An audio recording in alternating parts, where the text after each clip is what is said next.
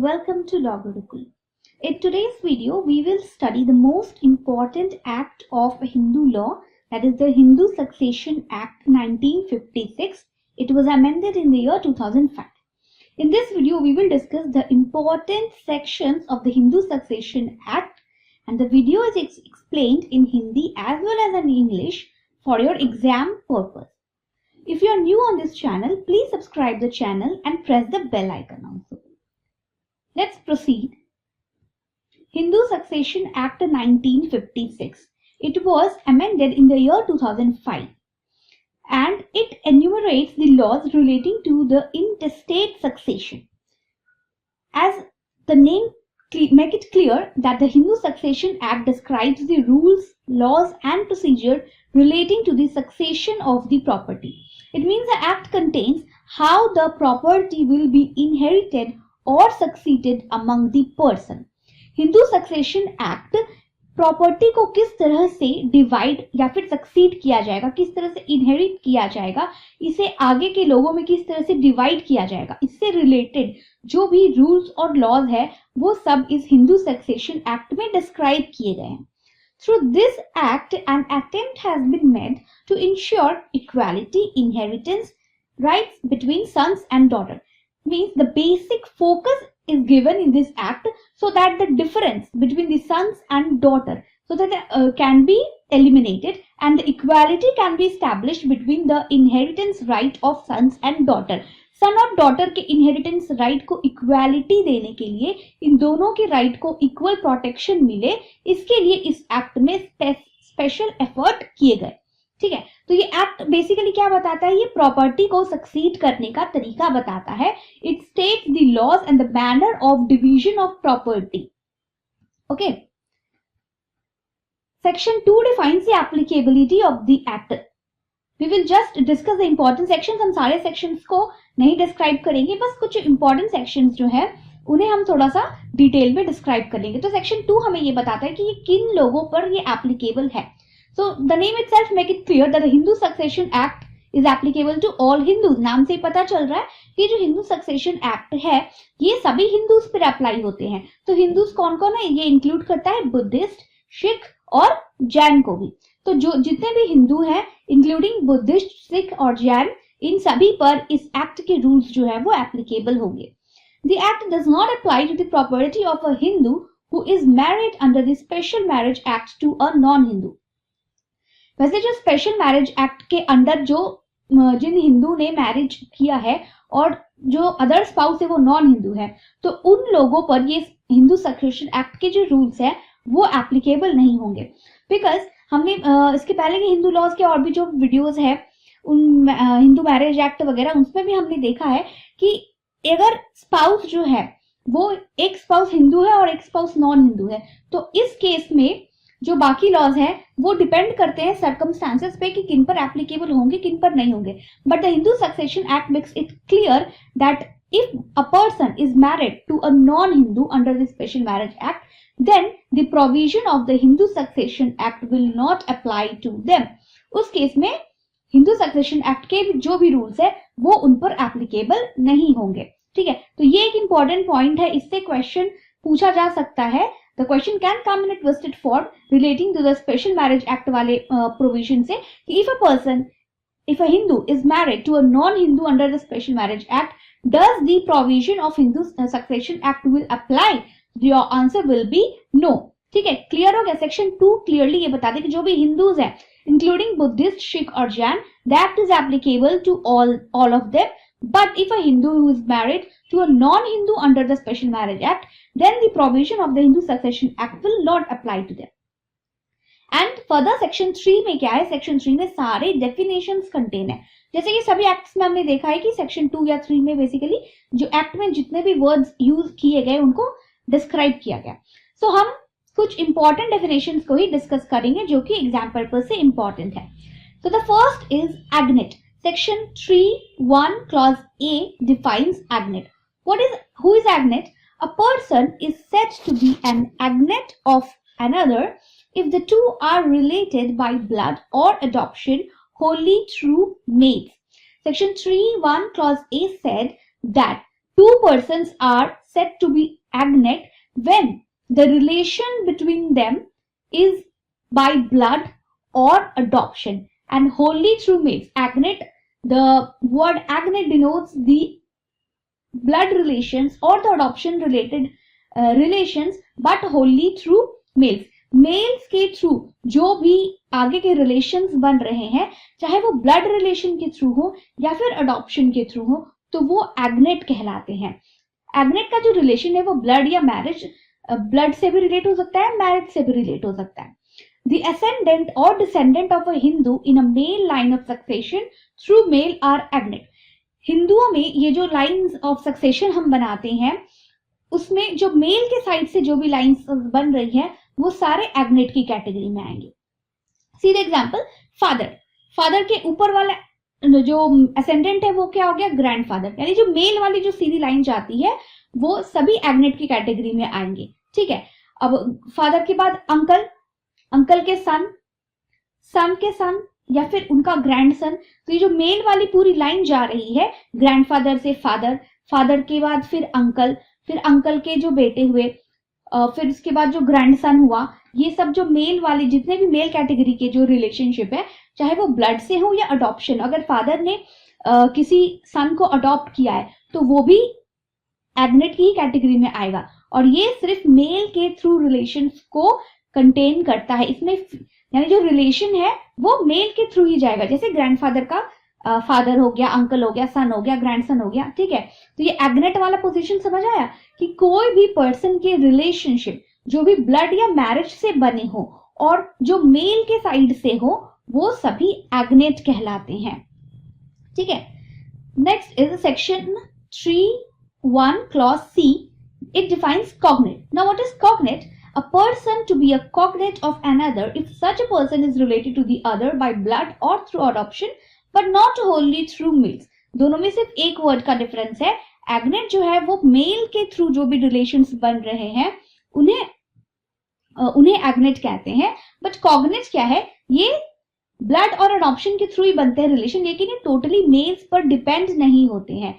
जैसे कि सन के डॉटर्स, सन्स डॉटर्स सन और डॉटर, सिस्टर सन और डॉटर, मदर्स ब्रदर्स सन, ये सब जो है ये कॉग्नेट की कैटेगरी में आएंगे. यानी कि बेटे क्या, सन का जो डॉटर हो गया वो तो daughter is a female person, लेकिन हमने एग्नेट में क्या देखा था, सारा मेल रिलेशन ही था. कॉग्नेट में मेल रिलेशन जरूरी नहीं है, इसमें फीमेल रिलेशन भी इंक्लूड करता है. ठीक है. See this illustration. ए के दो बेटे हैं, एस मानी सन, डी फॉर डॉटर. ठीक है. फिर एस को भी फर्दर 2 पार्ट्स में डिवाइड कर दिया, एस एस एस डी. फिर डी को भी 2 में डिवाइड कर दिया, D D and D S. ये चार्ट हो गया. अब इसमें समझते हैं कौन क्या है. इसमें in the above illustration S D, S S and S D ये सारे हो गए एग्नेट्स ऑफ ए. ए की अगर डिसेंडिंग ए से हम रिलेशन स्टार्ट करते हैं और जैसे जैसे नीचे बढ़ते हैं तो एग्नेट में हमने क्या देखा, जो भी सारे मेल रिलेशंस होते हैं वो सभी एग्नेट कहलाते हैं. तो ए एक मेल है. ठीक है. मेल से 2 रिलेशन बन के आ गए, एस एंड डी, उनका एक सन है एक डॉटर है, तो ये दोनों हो गया एग्नेट. फर्दर सन से भी जो 2 लाइंस जा रही हैं, जो एस एस और डी डी है, तो सन ये हो गया ए का एग्नेट, क्योंकि ये एस एस और एस डी जो है वो उसके सन से, मेल से ये ज्वाइंट हो रहा है, तो ये हो गया हमारा एग्नेट. इसमें हम डॉटर वाली लाइन को नहीं ले रहे हैं. ठीक है. डॉटर से भी तो आगे ये 2 पार्ट्स में डिवाइड है, 2 डॉटर है फिर एक डॉटर सन है, तो वो फीमेल से जो लाइन आगे निकल रही है उसे हम एग्नेट में नहीं काउंट करेंगे. एग्नेट में सिर्फ मेल साइड वाली, यानी ए के बाद जो सन हुआ उसके आगे जो भी उनके बन रहे हैं डॉटर सन जो भी है वो सब एग्नेट में आएंगे. डॉटर के साइड से जो रिलेशन बन रहे हैं वो एग्नेट में नहीं आएंगे. ठीक है. फर्दर जो डॉटर से जो रिलेशन बन रहे हैं that is D D D S, ये सब ए के कॉग्नेट्स कहलाएंगे. क्लियर हो गया. एग्नेट और कॉग्नेट का डेफिनेशन, मीनिंग क्लियर हो गया. डिसेंडेंट, ए का जो डिसेंडेंट हम आगे जा रहे हैं, सन के साइड से जो भी रिलेशन बन रहे हैं वो सारे एग्नेट कहलाएंगे, और डॉटर के साइड से जो रिलेशन बन रहे हैं वो सभी कॉग्नेट्स कहलाएंगे. Very simple. Next, here According to section 1F, here is any male or female person who is entitled to receive the property of the intestate. इंटेस्टेट के प्रॉपर्टी के जो भी हकदार हैं, चाहे वो मेल हो या फीमेल हो, उन्हें हम लीगल टर्म में हेयर कहते हैं. इंटेस्टेट क्या होता है? सेक्शन 3(1) क्लॉज G ये कहता है that a person who dies without leaving behind a will is referred to as intestate. जो भी पर्सन अपनी प्रॉपर्टी छोड़कर जाता है without leaving behind a will, जिसने अपनी प्रॉपर्टी की विल नहीं बनाई है, जिसने अपनी प्रॉपर्टी की वसीयत नहीं बनाई है, क्योंकि क्लियर सी बात है, अगर प्रॉपर्टी की वसीयत या विल बनी हुई है तो उसको आगे फर्दर डिवाइड करने में दिक्कत ही नहीं आएगी. जैसे जैसे उस पर्सन ने अपने विल में बताया है, प्रॉपर्टी उसी अकॉर्डिंग डिवाइड हो जाएगी. बट दिक्कत कब आती है, प्रॉब्लम कब रेज होती है, जब किसी पर्सन ने अपनी प्रॉपर्टी छोड़ी हो और उसने विल ना बनाया हो, यानी कि प्रॉपर्टी को किस तरह से डिवाइड किया जाना चाहिए ये उस पर्सन ने डिस्क्राइब नहीं किया हो. उस टाइम पर इस एक्ट के, हिंदू सक्सेशन एक्ट के जो भी प्रोविजंस है वो एप्लीकेबल होते हैं. अदरवाइज विल में जो जैसे बताया गया है उसे अकॉर्डिंग प्रॉपर्टी हम डिवाइड कर देंगे. तो सेक्शन 1 क्लॉज G बताता है कि जो भी पर्सन विल बिना बनाए डाई हो जाता है उसे हम इंटेस्टेट कहते हैं. और हियर क्या हो गया, उस इंटेस्टेट पर्सन की प्रॉपर्टी के जो भी हकदार है, चाहे वो मेल हो या फीमेल हो, वो हियर कहलाते हैं. क्लियर हो गया? Any person who is entitled to receive the property whether he is a male और a female doesn't matter. Okay, he is an here.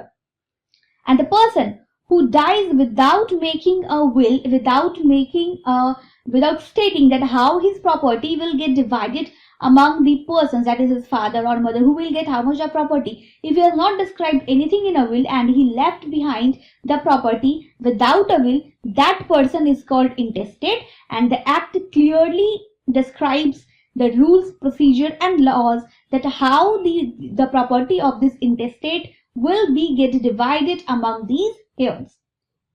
When a person dies without a will or intestate, in legal terms, the appropriate succession laws come into effect for the transfer of assets held by the person to the legal heirs.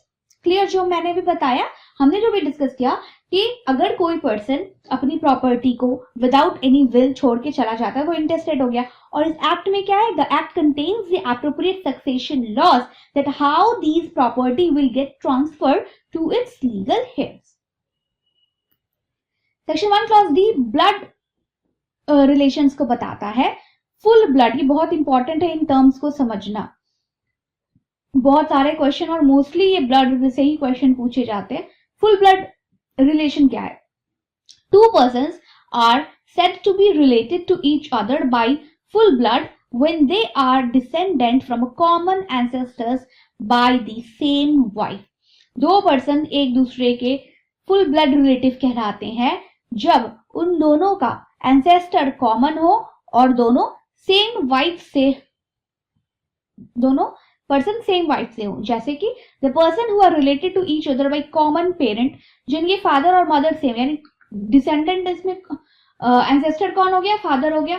Same wife यानी mother जो है वो दोनों के parent जो है वो same है, तो वो फुल ब्लड रिलेशन कहलाते हैं. जैसे कि ब्रदर एंड सिस्टर, ब्रदर और सिस्टर का रिलेशन कैसा है, ये फुल ब्लड रिलेशन है, क्योंकि दोनों के एंसेस्टर्स जो है वो कॉमन है और दोनों का जो बाय द सेम वाइफ, यानी कि ये जो ब्रदर और सिस्टर है वो फादर से हुआ है सेम वाइफ से.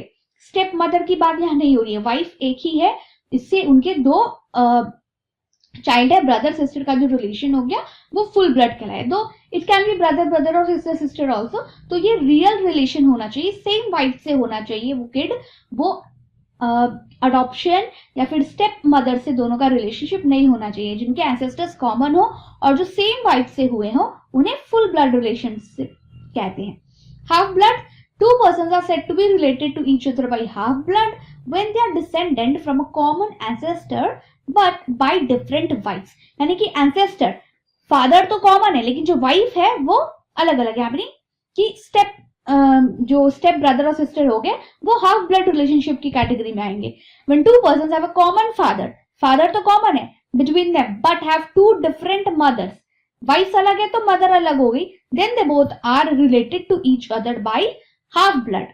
Very simple, full blood half blood clear हो गया। जो फुल ब्लड यानी कि पेरेंट जो है वो अगर सेम है तो फुल ब्लड हो गया, और पेरेंट अलग अलग है यानी कि फादर तो सेम है लेकिन जो मदर है वो अलग अलग है, तो उस रिलेशन को हम हाफ ब्लड रिलेशनशिप कहते हैं। ठीक है, नेक्स्ट इज यूटेरिन ब्लड। अब यूटेरिन ब्लड रिलेशंस क्या है? Two persons are said to be related to each other by uterine blood when they are descendant from a common ancestress but by different husbands. अब इसमें उल्टा हो जा रहा है, कॉमन एंसेस्टर नहीं है, कॉमन एंसेस्ट्रेस है, यानी कि जो मदर है वो तो सेम है बट जो फादर है वो दोनों के अलग अलग है, जो हस्बैंड है वो डिफरेंट है, तो इसे हम यूटेरिन ब्लड रिलेशनशिप कहते हैं। When two persons have a common mother but have two different fathers, mother same है लेकिन दोनों के फादर अलग अलग हैं, तो वो कहलाता है यूटेरिन ब्लड। तो हाफ ब्लड और यूटेरिन ब्लड का कंफ्यूजन क्लियर हो गया। हाफ ब्लड में फादर सेम होते हैं और मदर अलग अलग होते हैं, और यूटेरिन ब्लड में मदर सेम है और फादर दोनों के अलग अलग हैं, तो इन्हें हम यूटेरिन ब्लड रिलेशनशिप कहते हैं। लेजिटिमेट एंड इलेजिटिमेट रिलेशन, वैसे ये डेफिनेशन में ये नहीं है बट हम जब हम आगे इसको पढ़ रहे हैं तो इस बेसिक टर्म को समझना जरूरी है, इसीलिए लेजिटिमेट और इलेजिटिमेट रिलेशनशिप क्या होता है इस पर एक just go through it once. A person who is born within a lawful wedlock is legitimate and he और she is related to him और her parents by legitimate relationship. अगर कोई चाइल्ड बॉर्न हुआ है किसी lawful relationship से और उसके पेरेंट जो है वो लॉफुली रिलेशनशिप में थे, उनका रिलेशनशिप जो था वो लेजिटिमेट था, तो ऑब्वियसली दो लेजिटिमेट रिलेशनशिप से जो भी बच्चे आगे बॉर्न हो रहे हैं वो बच्चे भी लेजिटिमेट ही कहलाएंगे। A person born outside the lawful wedlock is illegitimate. अगर कोई चाइल्ड बॉर्न हो रहा है किसी दो पर्सन के इलीगल रिलेशनशिप की वजह से जहां पे लॉफुल वेडलॉक नहीं है, तो उन बच्चों को इलेजिटिमेट चाइल्ड कहा जाएगा। एंड ही और she is related to his और his her parents, the lawful wedlock is illegitimate and he और she is related to his और her parents by illegitimate relationship. ठीक है, क्लियर है। लेजिटिमेट रिलेशनशिप से अगर कोई चाइल्ड बॉर्न हो रहा है, लॉफुल वेडलॉक से हो रहा है, तो वो लेजिटिमेट चाइल्ड हो गया। और अगर दो पर्सन में किसी तरह का इलीगल इलेजिटिमेट रिलेशनशिप है, उसकी वजह से अगर कोई चाइल्ड बॉर्न हो रहा है तो वो चाइल्ड भी इलेजिटिमेट चाइल्ड ही कहलाएगा। क्लियर, लेजिटिमेट और illegitimate. The act does not apply to the property of a Hindu who is married under the special marriage act to a non Hindu, as we have already discuss this point. Types of succession.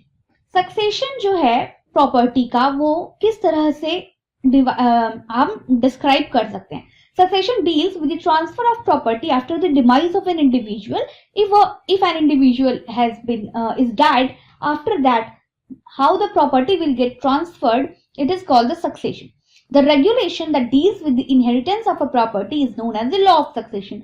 Succession के जो rules हैं उन्हें हम law of succession कहते हैं। Succession and inheritance may follow after the death of a person in two ways. एक person के death के बाद उसकी प्रॉपर्टी को किस तरह से सक्सीड या इनहेरिट किया जाएगा, इसे हम दो टाइप्स से समझ सकते हैं। पहला है intestate succession and the second is testamentary succession, यानी प्रॉपर्टी को किस तरह से डिवाइड किया जाएगा। अगर वो विल ऑलरेडी बनाई गई है तो उसे हम टेस्टामेंटरी सक्सेशन कहते हैं, और अगर विल नहीं है इस प्रॉपर्टी की तो उसे इंटेस्टेट सक्सेशन कहते हैं। इसको भी समझना याद रखना जरूरी है। टेस्टामेंटरी क्या होता है, इंटेस्टेट क्या होता है। इंटेस्टेट तो हमने पहले डेफिनेशन में भी पढ़ा है कि विल अगर नहीं बनी है तो उस टाइम पे हम प्रॉपर्टी को कैसे डिवाइड करेंगे, तो वो हो गया इंटेस्टेट सक्सेशन। और अगर विल बनी हुई है तो प्रॉपर्टी को कैसे डिवाइड करेंगे, तो इस प्रोसीजर को, सिस्टम को कहते हैं हम टेस्टामेंटरी सक्सेशन। ये दो टाइप्स क्लियर हो गए। टेस्टामेंटरी सक्सेशन में किस तरह से प्रॉपर्टी डिवाइड होती है ये सेक्शन 30 में बताया गया। ठीक है, when the succession of a property is governed by a testamentary or a will, then it is transferred to as testamentary succession. अगर किसी प्रॉपर्टी का सक्सेशन किसी विल में क्लियरली बताया गया है तो उसी अकॉर्डिंग प्रॉपर्टी को हम सक्सीड करेंगे और इसे ही हम टेस्टामेंटरी सक्सेशन कहते हैं। Under Hindu law, a Hindu male or female can make the will of the property, including that of a share in the undivided Mitakshara coparcenary property in favour of anyone. Hindu law clearly ये कहता है कि Hindu mail हो या female हो, अपनी property को किस तरह से किस में डिवाइड करना है, ये टोटली उस पर्सन की विल जो है, उस पर्सन की जो इच्छा है, विश है, उसके अकॉर्डिंग वो अपनी प्रॉपर्टी को डिवाइड कर सकता है।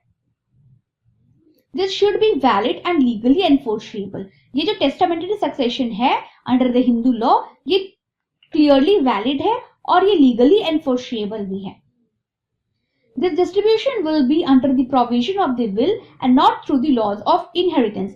विल जिस अकॉर्डिंग बनी है, प्रॉपर्टी भी उस विल के अकॉर्डिंग ही डिवाइड होगी। उसमें हिंदू सक्सेशन एक्ट के जो भी लॉज है इनहेरिटेंस के, वो लॉज उस टाइम एप्लीकेबल नहीं होंगे।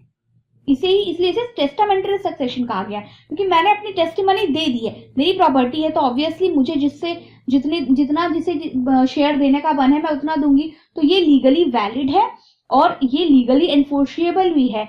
और ऐसे टाइम में अगर किसी प्रॉपर्टी का विल बना हुआ है एंड द पर्सन डाइज, तो वो प्रॉपर्टी जो है वो विल के अकॉर्डिंग ही डिस्ट्रीब्यूट होगी। उस टाइम पे उस प्रॉपर्टी पे लॉ ऑफ इनहेरिटेंस अप्लाई नहीं होगा। Where the will is not valid or not legally enforceable, then property can devolve through the law of inheritance. यानी will बन तो गई लेकिन वो प्रॉपर्टी लीगली वैलिड नहीं है, there is some defect in the will, या विल अधूरी रह गई है कि किसी भी रीजन से अगर विल वैलिड या फिर लीगली एनफोर्सेबल नहीं है, तब हम उस प्रॉपर्टी को जो है वो लॉ ऑफ इनहेरिटेंस जो सक्सेशन एक्ट में जिस तरीके से बताया गया, जो रूल्स बताए गए हैं, उसके अकॉर्डिंग उस प्रॉपर्टी को इनहेरिट करेंगे। और अगर विल वैलिड है, लीगल इनफोर्सेबल है, तो उसे विल के अकॉर्डिंग ही प्रॉपर्टी को डिवाइड किया जाएगा। नेक्स्ट इज इंटेस्टेट सक्सेशन, जो कि सेक्शन 5 से बताया गया है। इंटेस्टेट यानी कि जो person who dies without any will और टेस्टामेंट, उसे इंटेस्टेट कहते हैं। When such a situation happens, then this property will be distributed among the legal heirs by following the laws of inheritance. अगर कोई person without making any will ही dies, तो उस property को उनके लीगल हेयर्स में डिवाइड किया जाएगा as per the laws of inheritance. Inheritance के जो भी लॉज इस एक्ट में बताए गए हैं, उन रूल्स के अकॉर्डिंग, उन लॉज के अकॉर्डिंग उस प्रॉपर्टी को उस पर्सन के, उस डेड पर्सन के लीगल हेयर्स में डिवाइड किया जाएगा। इसे ही इंटेस्टेट सक्सेशन कहते हैं। अब ये लीगल हेयर्स हैं कौन कौन से? सेक्शन 8 में बताया गया है लीगल हेयर्स के बारे में कि कौन कौन से होते हैं। क्लास 1 हेयर्स होते हैं, क्लास 2 हेयर्स होते हैं, फिर आते हैं एग्नेट्स, फिर आते हैं कॉग्नेट्स और लास्ट में आता है गवर्नमेंट। यानी अगर किसी हिंदू मेल की प्रॉपर्टी है तो उनके लीगल हेयर्स कौन कौन से होंगे, इसे कैटेगरी वाइज डिवाइड किया गया है। पहला आता है क्लास 1 हेयर, सेकंड आता है क्लास 2 हेयर, फिर आते हैं एग्नेट्स, फिर आते हैं कॉग्नेट्स और लास्ट में आता है government. If no one from the class 1 heirs takes the property, then class 2 heirs fall in line to get the property. ये जो सीक्वेंस है, अगर कोई पर्सन जो है वो he died without making any will, तो सबसे पहला राइट उस प्रॉपर्टी पर किसका है? क्लास 1 में जो भी हेयर्स इस एक्ट में बताए गए हैं, उन लोगों में ये प्रॉपर्टी डिवाइड होगी। And if no one from the class 1 heir takes the property, class 1 heir में से अगर कोई नहीं मिलता है इस प्रॉपर्टी का हकदार, तो फिर क्लास 2 में भी कुछ रिलेटिव्स बताए गए हैं, तो क्लास 2 हेयर्स में जो भी पर्सन हैं उन्हें वो प्रॉपर्टी मिलेगी। थर्ड में आता है क्लास 3 हेयर्स भी कैसे कहते हैं इसे, और जिन्हें हम कहते हैं एग्नेट्स। ऐसे जब क्लास 1 और क्लास 2 में भी अगर कोई नहीं मिलता है, तो वो प्रॉपर्टी जो है वो उनके एग्नेट्स में डिवाइड हो जाएगी। Agnates only inherit the property when none from the earlier classes gets the property. Options है ना, क्लास 1 में अगर है तो क्लास 1 हेयर्स को मिल जाएगा, 1 में कोई नहीं बचा है तो 2 हेयर्स, क्लास 2 में जो हेयर्स है उन्हें मिलेगा। क्लास 2 हेयर्स में भी कोई नहीं है तो उस पर्सन के एग्नेट्स को हम ढूंढेंगे, उस पर्सन के जो भी एग्नेट्स है उनमें यह प्रॉपर्टी डिवाइड होगी। और अगर एग्नेट भी अवेलेबल नहीं है तो फिर हम जाएंगे क्लास 4 में, यानी कि कॉग्नेट्स में। उसके बाद अगर क्लास 3 में भी जो है कोई अवेलेबल नहीं है तो हम कॉग्नेट्स में जाएंगे। कॉग्नेट्स रिलेशंस में जो भी उनके रिलेटिव्स हैं उनमें ये प्रॉपर्टी डिवाइड होगी। अब क्लास 1 हेयर में कौन कौन लोग आते हैं? क्लास 1 हेयर में इस एक्ट में बताया गया, प्रॉपर शेड्यूल में डिस्क्राइब किया गया क्लास 1 हेयर में कौन कौन लोग आते हैं, कौन कौन से रिलेटिव्स आते हैं, क्लास 2 हेयर में कौन कौन से रिलेटिव्स आते हैं। तो जस्ट इसको एक बार गो थ्रू कर लेना है कि क्लास 1 और क्लास 2 हेयर में कौन कौन आते हैं। मदर है, उस पर्सन का जो पर्सन डाई हुआ है उसका, उनकी जो विडो है वो है daughter, son, widow of a pre deceased son, son of a pre deceased son, daughter of a pre deceased son, widow of a predeceased son of a predeceased son, daughter of a predeceased son of a predeceased son, son of a predeceased son of a predeceased son, daughter of a predeceased daughter and son of a predeceased daughter. ये जो 12 relations है ये सभी class 1 heard में आते हैं. तो अगर कोई पर्सन इंटेस्टेट डाई हो जाता है तो प्रॉपर्टी जो है वो पहले इन 12 रिलेटिव्स में डिवाइड होगी. ठीक है. नाउ सेक्शन 9 ये कहता है heirs in class 1 inherit simultaneously, one does not exclude the other. Class 1 में जो भी heirs है उन सब में प्रॉपर्टी साइमल्टेनियसली यानी इक्वली डिवाइड होगी. ऐसा नहीं है कि मदर को अगर मिल रहा है तो उनकी विडो को नहीं मिलेगा. तो ये एक इक्वल लाइन में डिस्ट्रीब्यूट होगी प्रॉपर्टी. एक पर्सन दूसरे पर्सन के राइट को एक्सक्लूड नहीं कर सकता है.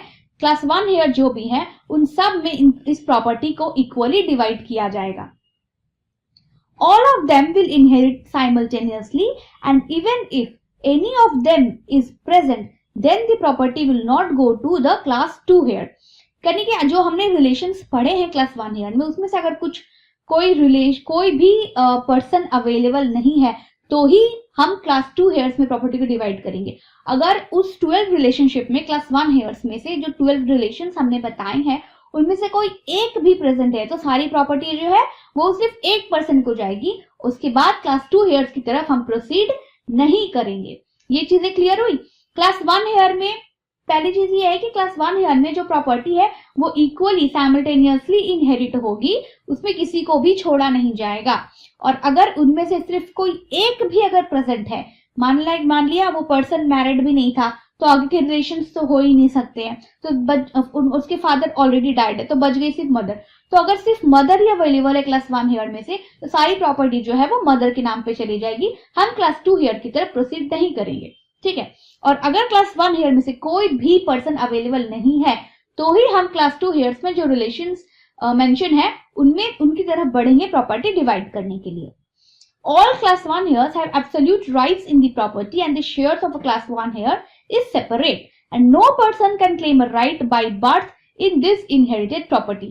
Class 1 heirs में जो भी legal relatives हैं उनका उन प्रॉपर्टीज पे absolute right होता है और कोई भी पर्सन कोई एक्सटर्नल पर्सन आकर के उस प्रॉपर्टी पर अपना क्लेम जो है वो नहीं कर सकता है. These all things are described under section 9 relating to class 1 heir. A class 1 heir cannot be divested of his or her property even by remarriage or conversion etc. Class 1 heir में जो भी रिलेशंस मेंशन है उन्हें property मिलने के बाद में वो रीमैरिज या फिर कन्वर्शन के थ्रू उस प्रॉपर्टी को फर्दर डाइवेस्ट नहीं कर सकते हैं. नाउ क्लास 2 हेयर्स में कौन कौन आते हैं? क्लास 2 हेयर्स को भी कैटेगरीज में डिवाइड किया गया है. क्लास 2 हेयर में आता है father, sons daughters son, sons daughters daughter, brother sister, then daughter sons sons, daughter sons daughter, daughter के जो भी आगे उनके बच्चे हैं वो सभी 6 में आते हैं. देन ब्रदर के साइड से जो भी ब्रदर्स के सन, सिस्टर्स के son, brother's daughter, sister's daughter, father's father, father's mother, father's widow, brother's widow, father's brother, father sister, mother's father और मदर्स मदर, मदर्स ब्रदर या फिर मदर्स सिस्टर्स, ये सभी क्लास 2 हेयर्स में आते हैं. नाउ गवर्नमेंट या फिर एस्टेट क्या होता है? सेक्शन 29 ये कहता है that if an intestate has left no heir qualified to succeed to his or her property in accordance with the provision of this act, such property shall devolve to the government. अभी हमने जो division पढ़ा कि सबसे पहले class 1 hair को जाएगा, फिर क्लास 2 हेयर को जाएगा, फिर एग्नेट्स को जाएगा प्रॉपर्टी, फिर कॉग्नेट्स को जाएगा. सेक्शन 29 ये कहता है कि इन केस इन चारों में से कोई भी अवेलेबल नहीं है और हम किसी को भी ट्रेस नहीं कर पा रहे हैं उस पर्सन के, ना क्लास 1 हेयर कोई अवेलेबल है, ना 2, ना एग्नेट, ना कॉग्नेट, तो उस टाइम उस प्रॉपर्टी का क्या होगा? तो section 29 says that the property will go to the government, यानी वो प्रॉपर्टी जो है सेक्शन 29 के अकॉर्डिंग उस प्रॉपर्टी को गवर्नमेंट को दे दिया जाएगा, इसे ही एस्टीट कहते हैं। तो government will take the property subject to all the obligations and liabilities to which and here would have been subject. Government जब उस प्रॉपर्टी को ले रही है तो गवर्नमेंट इज एंटाइटल्ड टू पे ऑल दी डेप्ट और लाइबिलिटीज फ्रॉम दी प्रॉपर्टी। यानी गवर्नमेंट को कोई ऑब्लिगेशन है कि उस प्रॉपर्टी से अगर किसी का डेप्ट है क्लियर करने को, किसी को पैसा देना है, लाइबिलिटी अगर कोई है उस प्रॉपर्टी पे, तो गवर्नमेंट उस प्रॉपर्टी को लेगी along with all the liabilities. यानी गवर्नमेंट इस प्रॉपर्टी को लेकर के उसे जिसे जिसे पैसे देने हैं, डेप्ट जो भी क्लियर करना है, government is entitled to pay off the डेप्ट and clear the liabilities. Clear हो गया? तो सेक्शन 29 ये कह रहा है कि अगर इंटेस्टेट पर्सन के पास में उसकी प्रॉपर्टी को डिवॉल्व करने के लिए कोई भी क्लासिफिकेशन जो भी हमने देखा है, क्लास 1, क्लास 2, एग्नेट कॉग्नेट कोई भी अवेलेबल नहीं है, तो वो प्रॉपर्टी गवर्नमेंट को चली जाएगी और गवर्नमेंट इज एंटाइटल्ड टू पे all the liabilities from that property. और उस प्रॉपर्टी का कोई भी जो सक्सेशन है, लीगल हेयर्स है, वो अवेलेबल नहीं है, ये प्रूव करने की रिस्पॉन्सिबिलिटी भी गवर्नमेंट की ही होती है। यानी गवर्नमेंट जब किसी प्रॉपर्टी को एस्टीट कर रही है, अपने नाम पे कर रही है, इस कंडीशन पे कि उस प्रॉपर्टी का कोई लीगल हेयर नहीं है, तो उस प्रॉपर्टी का कोई लीगल हेयर नहीं है, ये जो स्टेटमेंट है ये कौन प्रूव करेगा?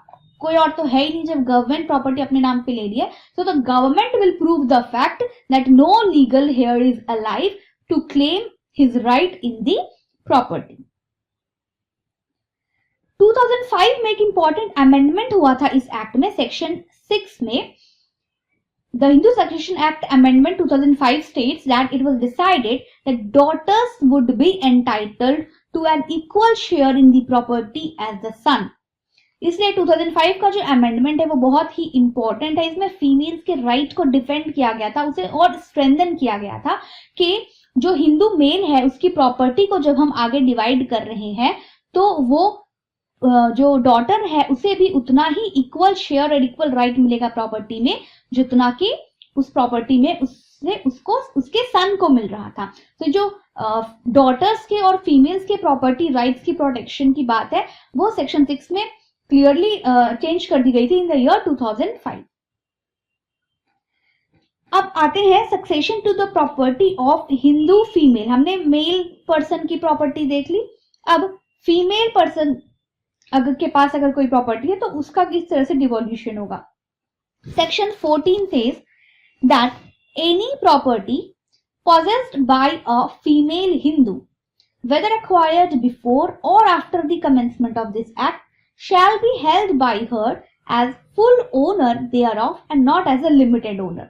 सेक्शन 14 ये कहता है कि अगर किसी फीमेल हिंदू के पास किसी टाइप की प्रॉपर्टी है तो she is the full owner of the property, और उसका ऐसा नहीं कि उस प्रॉपर्टी पे लिमिटेड राइट होगा। किसी फीमेल हिंदू के नाम पे अगर प्रॉपर्टी है तो वो उस प्रॉपर्टी की कंप्लीट ओनर कहलाएगी और वो उस प्रॉपर्टी को अपने विश के अकॉर्डिंग आगे डिवॉल्व कर सकती है। उस लेडी का उस प्रॉपर्टी पे लिमिटेड ओनरशिप नहीं है, कंप्लीट ओनरशिप, फुल राइट होगा। फर्दर सेक्शन 15 ये कहता है the property in case of a female Hindu intestate dying will devolve through.